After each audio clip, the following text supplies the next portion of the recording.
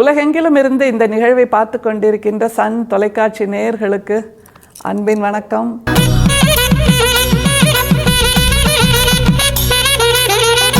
தமிழ் சித்தர் பாடல்கள் வரிசையில் வள்ளல் பிரானோடு நம்முடைய பயணம் தொடர்ந்து கொண்டிருக்கிறது. பொதுவாக அந்த குழந்தைகள்லாம் விளையாடுறாங்கன்னு வைங்களேன், கிரவுண்டில் விளையாடிட்டு இருப்பாங்க. இல்லை நம்ம அப்பார்ட்மெண்ட் வாசலில் கூட ஒரு 10 குழந்தைகள் ஒன்றா சேர்ந்து விளையாடுவாங்க. விளையாடிட்டே இருப்பாங்க. திடீர்னு பார்த்தா ஒரு சண்டை வந்துடும். அவங்கவுங்க வீட்டுக்கு போய் அப்பா அவன் என்னை அடிச்சிட்டாங்கிறது, இல்லை அம்மா அந்த பொண்ணு என்னை கிள்ளிட்டாங்கிறது, என் தலைமுடியை பிடிச்சி இழுத்துட்டாங்கிறது, என்னை கீழே தள்ளி விட்டுட்டான் அப்படிங்கிறதெல்லாம் நடக்கும். உடனே அந்த பெற்றோர்கள் என்ன பண்ணுவாங்க, அப்படியே அடிச்சிட்டானா, கீழே தள்ளி விட்டுட்டானா, முடியை பிடிச்சி இழுத்துட்டானா, வா நம்ம போய் கேட்கலாம் அப்படின்னு எல்லா பெற்றோர்களும் ஒருத்தர் வந்து சந்தித்து ஓம் பிள்ளை இப்படி பண்ணியாச்சு, ஓம் பொண்ணு இப்படி பண்ணியாச்சுன்னு சண்டை போடுவாங்க. அவங்க சண்டை முத்திக்கிட்டு போயிட்டே இருக்கும். ஆனால் குழந்தைகளை பார்த்தா திரும்ப விளையாட ஆரம்பிச்சிருவாங்க. இந்த மாதிரியான குழந்தை சண்டை இருக்குல்ல, அதை பற்றி ஒரு பாடலை எழுதியிருக்கிறார் நம்முடைய வள்ளல் பிரான்.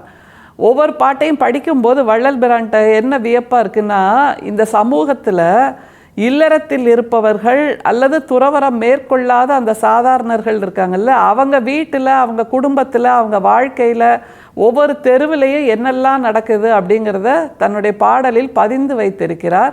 அதன் மூலமாக நமக்கு ஒரு தத்துவத்தை சொல்கிறார். அதுதான் ரொம்ப சந்தோஷமான விஷயம்.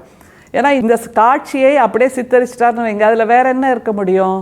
அப்படி இல்லாமல் அதன் மூலமாக what do we infer from that thought, what do we infer from that scene அப்படிங்கிறது மிக முக்கியம்.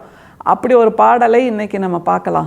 முதல்ல வள்ளல் பிரானோட அந்த பாடல். அம்புவிதனிலே தந்தையர் வெறுப்ப அடிக்கடி அயலவர் உடனே வம்புறு சண்டை விளைக்கின்றார் சிறுவர். வள்ளலே நின் பணி விடுத்தே இம்பர் இவ்வுலகில் ஒரு தினமேனும் ஏழையேன் பிறரோடு வெகுண்ட வெம்புறு சண்டை விளைத்ததுண்டேயோ மெய்ய நின்னானை நான் அறியேன். பிள்ளை பெரு விண்ணப்பம் அப்படிங்கிற பகுதியில் 3512வது பாடலாக வள்ளல் பிரான் இதை கொடுக்கிறாரு. ஆரம்பிக்கும் போதே தந்தைமார்கள் அல்லது பெற்றோர்கள் வெறுத்து போகும் அளவுக்கு இந்த குழந்தைகளோட சண்டை, அவங்க சொல்கிற கோள்மூட்டல், அதன் மூலமாக மற்ற பெற்றவர்களிடம் மற்ற பெரியவர்களிடம் போய் சண்டை நடக்கிறது, இப்படியான பல விஷயங்களை முதல் 2 வரியில் சொல்லிடுறாரு.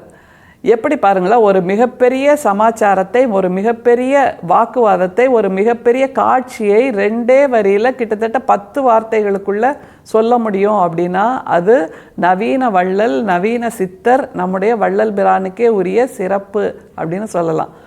திரும்பவும் அந்த காட்சியை பார்த்துடலாமா? அம்புவிதனிலே தந்தையர் வெறுப்ப அடிக்கடி அயலவர் உடனே வம்புறு சண்டை விளைக்கின்றார் சிறுவர். ஏன்னா இந்த பூமியில் இந்த பெற்றோர்களுக்கு என்னப்பா தினம் விளையாட போயிட்டு சண்டையை இழுத்துட்டு வர்ற அப்படின்னு கேட்பாங்கல்ல, அந்த மாதிரி ஒரு காட்சியை தான் சொல்கிறார். சிறுவர் அப்படிங்கிறாரு அந்த சண்டை போட்டுட்டு வர்ற குழந்தைகளை. ஏன்னா அவங்களுக்கு அறியாமை இருக்கிறது, ஒன்றும் தெரியாது, இப்படி சண்டை போடுறது தெரியாது. அடுத்த நிமிஷம் அவங்க சேர்ந்துப்பாங்க, அது ஒன்று தான் அவங்களுக்கு தெரிஞ்சது.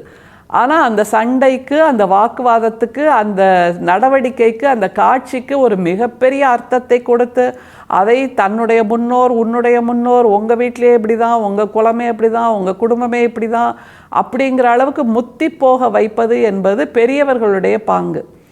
ஆனால் குழந்தைகள் அப்படி இல்லை. அந்த அறியாமையே அவர்களுக்கு ஒரு அழகாக இருக்கும். அடுத்த நொடி சேர்ந்துருவாங்க பார்த்தீங்கல்ல. அப்படின்னா இதை போய் கேட்கலைனாலும் அப்பா மேலே குத்தமாயிடும், இதை போய் கேட்கலைனாலும் அம்மா மேலே குத்தமாயிடும், கேட்டாலும் இது தினம் நடக்கிற விஷயமா இருக்கே அப்படின்னு ஒன்று தோணும். அப்படின்னா என்ன பண்ணுறார், இந்த காட்சியை வைத்து வள்ளல் பெருமான் என்ன செய்கிறார், நமக்கு என்ன சொல்ல வருகிறார்ங்கிறதா முக்கியம். பாருங்க அத. வம்புறு சண்டை விளைக்கின்றார் சிறுவர். வள்ளலே நின் பணி விடுத்தே இம்பர் இவ்வுலகில் ஒரு தினமேனும் ஏழையேன் பிறரோடு வெகுண்ட வெம்புறு சண்டை விளைத்ததுண்டேயோ. ஐயனே, வள்ளலே, இம்பர் இவ்வுலகில் அப்படின்னு ஒரு வார்த்தையை சொல்றார். இம்பர்னாலும் இவ்வுலகில்னாலும் ரெண்டும் ஒரே அர்த்தம்தான். இம்பர்னாலும் இவ்வுலகில்னு தான் அர்த்தம், இவ்வுலகில்னாலும் இந்த பூமியிலேருந்து தான் அர்த்தம். ஆனால் எதுக்கு 2 தடவை சொல்கிறாரு, அதுதான் மிக முக்கியம். இம்பர் என்றால் நம்மை போன்ற சாதாரணர்கள் அப்படின்னு அர்த்தம். அதுக்கு ஆப்போசிட் என்ன தெரியுமா, உம்பர் அப்படின்னு சொல்லலாம் தமிழில். உம்பர்னா மேலே இருக்கக்கூடிய வானுலகத்தில் வாழ்கின்ற அந்த தேவர்களை குறிக்கின்ற ஒரு சொல். இம்பர்னா நம்மை போன்ற சாதாரணர்கள், இந்த பூமியில் வாழறவங்க, இந்த பூமியில் வாழ்கின்ற இந்த சாதாரணர்கள் அப்படின்னு ஆரம்பிக்கிறார். அடுத்தது என்ன சொல்றார் பாருங்க, இம்பர் இவ்வுலகில் ஒரு தினமேனும் ஏழையேன்.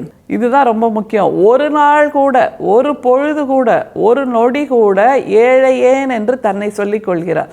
ஒரு நொடி கூட ஏழையாக இருக்கக்கூடிய நான் மற்றவர்களோட சண்டை போட்டதில்லையே அப்படிங்கிறாரு.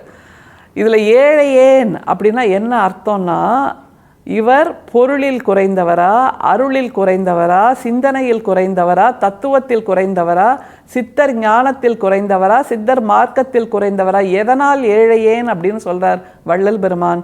அதில் தான் பொதிந்திருக்கு வள்ளல் பெருமானோட சிறப்பு. என்னன்னா, மற்றவர்களோடு சண்டை போடுவது, வாக்குவாதம் செய்வது, எரிச்சல் மூட்டுவது அல்லது சூழ்ச்சிகள் செய்வது, இதை போன்ற தவறான குணங்கள் என்னிடம் இல்லாத ஒரு ஏழையாக நான் இருக்கிறேன். அப்படின்னா எல்லாருமே இந்த மாதிரி ஒரு ஏழையாக இருந்தால் உலகத்தில் சண்டையே இருக்காது, சச்சரவே இருக்காது, போரே இருக்காது, பூசலே இருக்காதுங்கிறது ஒரு தகவல்.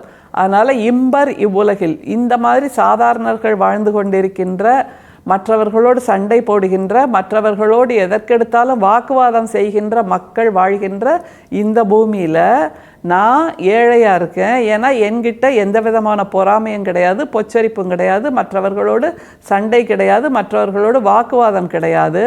அப்படிப்பட்ட ஏழையாக இருக்கக்கூடிய நான் என்ன செய்கிறேங்கிறத சொல்கிறார் பாருங்க.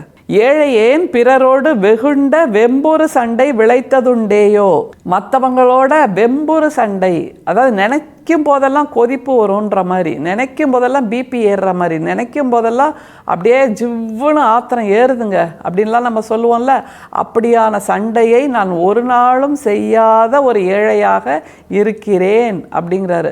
சரி, இதுக்கான கிரெடிட் இவருக்கா அப்படின்னா அதையும் எடுத்துக்க மாட்டேங்கிறார் பாருங்க. எவ்வளவு தூரம் தான் என்னுடைய பெருமை, தன்னுடைய பெருமை என்பதெல்லாம் இல்லாத ஒரு சித்தராக நம்முடைய வள்ளல் பெருமான் இருக்கிறாருங்கிறதுக்கு அவர் சொல்ற அடுத்த வரி முக்கியம். வெம்புறு சண்டை விளைத்ததுண்டேயோ மெய்ய நின் ஆணை நான் அறியேன். அவர் என்ன சொல்றாருன்னா, இது உன்னோட ஆணை, அதை தவிர வேற எதுவும் எனக்கு தெரியாது. அப்படிங்கிறப்ப உன்னோட ஆணையை நிறைவேற்றுவது மட்டும்தான் என்னுடைய வாழ்க்கையின் குறிக்கோள். அப்படிங்கும்போது நான் ஏழையாகத்தான் இருக்கிறேன். மற்றவர்களோடு இந்த வாழ்க்கையில் ஒரு நாள் கூட சண்டையிடாதவராக, வாக்குவாதம் செய்யாதவராக, மற்றவர்களோடு பிரச்சனை செய்யாதவராக, மற்றவர்களுக்கு துன்பம் விளைவிக்காதவராக, மற்றவர்களுடைய பிபியை ஏற்றாதவராக, மற்றவர்களுடைய கோபத்தை அதிகப்படுத்தாதவராக நான் இருக்கிறேன். அப்படிப்பட்ட ஏழையாக இருக்கிறேன் அப்படின்னு சொன்னார்னா, முணுக்குன்னா நமக்கெல்லாம் கோபம் வருதில்ல, முணுக்குன்னா ஒரு வார்த்தை சொல்லிட்டா, பாரு பாரு பாரு அவர் அந்த வார்த்தையை என்னை பார்த்து சொல்லிட்டார், இது அவருக்கே அடுக்குமா, நான் யாருன்னு தெரியுமா, என்னை பற்றி என்ன நினச்சிட்ருக்காரு, இப்படியெல்லாம் நாம் தினசரி வார்த்தைகளை விட்டு கொண்டிருக்கிறோம். அந்த வார்த்தைகளை எல்லாம் மூட்டை கட்டுங்க, அப்படியே கொண்டு போய் கடலில் தூக்கி போட்டுருங்க. நாம் என்னவா இருக்கணும், இந்த மாதிரி வார்த்தைகளை பயன்படுத்தாத ஏழையாக இருக்க வேண்டும். ஏனென்றால் இது ஒன்றுதான் மனித பிறவியாக நமக்கு கிடைத்திருக்கக்கூடிய ஆணை. கனி இருப்ப காய் கவர்ந்தற்று, இனிய உளவாக இன்னாத கூறல் கனி இருப்ப காய் கவர்ந்தற்று என்று வள்ளுவரும் இதைத்தான் சொல்லுகிறார். கனியாக நல்ல கனிந்த பழங்கள் நம்மை சுற்றி ஆயிரம் ஆயிரம் ஆயிரம் ஆயிரம் விளைந்திருக்கும் போது நாம் ஏன் போய் ஒரு காயை, ஒரு புளிப்பான காயை, வாயிலேயே வைக்க முடியாத காயை நம்ம தேர்ந்தெடுக்க மாட்டோம்ல. அப்போ வார்த்தைகளில் மட்டும் ஏங்க காய் வார்த்தைகளையாக பேசிகிட்டு இருக்கோம்? கனி வார்த்தைகளை பேசலாம். கனி வார்த்தைகளை தவிர காய் வார்த்தைகள் ஏதும் இல்லாத ஏழையாக நாம் இருப்போம். அதுதான் நமக்கான பெருமை என்று வள்ளல் பெருமான் நிலைநிறுத்தி இருக்கிறார். அருட்பெரும் சோதி, அருட்பெரும் சோதி, தனிப்பெரும் கருணை, அருட்பெரும் சோதி. மீண்டும் சந்திப்போம். நன்றி, வணக்கம்.